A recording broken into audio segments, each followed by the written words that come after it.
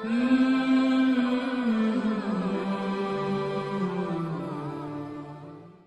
اللہ والصلاۃ والسلام علی رسول اللہ وبعد۔ ایک بھائی نے پوچھا ہے کہ کیا خوابوں کی تعبیر کسی تعبیر جاننے والے عالم سے پوچھنا چاہیے یا نہیں پوچھنا چاہیے؟ خوابوں کے بارے میں سب سے پہلے تو ہمیں یہ معلوم ہونا چاہیے کہ خواب 3 طرح کا ہوتا ہے۔ الرؤیا الصالحہ، نیک خواب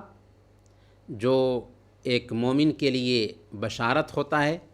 خواب کی دوسری شکل ہوتی ہے شیطان کی طرف سے ڈراؤنا منظر، اور خواب کی تیسری شکل ہوتی ہے وہ جو ایک انسان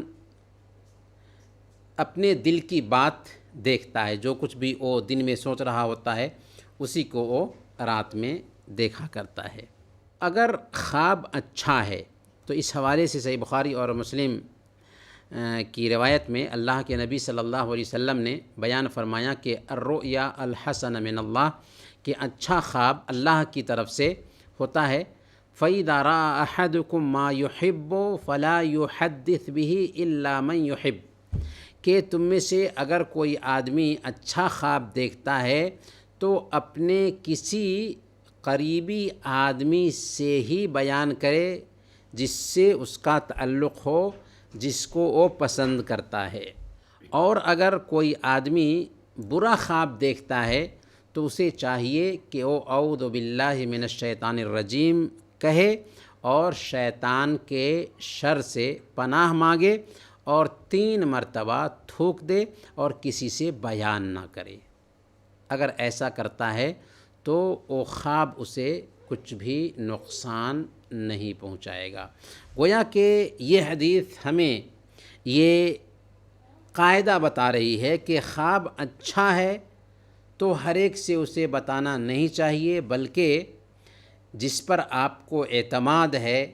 جس کو آپ پسند کرتے ہیں اس سے اس کا ذکر کریں۔ اور اگر خواب برا ہے تو اعوذ باللہ من الشیطان الرجیم کہیں، 3 مرتبہ تھوک دیں، کسی سے اس کا ذکر مت کریں۔ اللہ کے نبی صلی اللہ علیہ وسلم نے بیان فرمایا کہ فَإِنَّهَا لَن تَضُرَّهُ، وہ چیز اس کو نقصان نہیں پہنچائے گی۔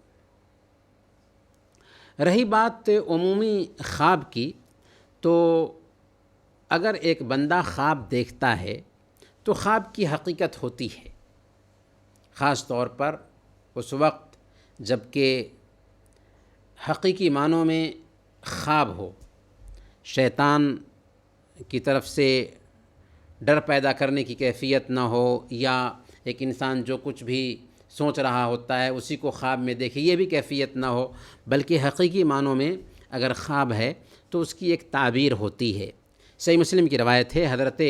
سمرہ رضی اللہ تعالیٰ عنہ بیان فرماتے ہیں کہ اللہ کے نبی صلی اللہ علیہ وسلم فجر کی نماز سے فارغ ہوتے تو صحابہ کرام کی طرف متوجہ ہوتے تھے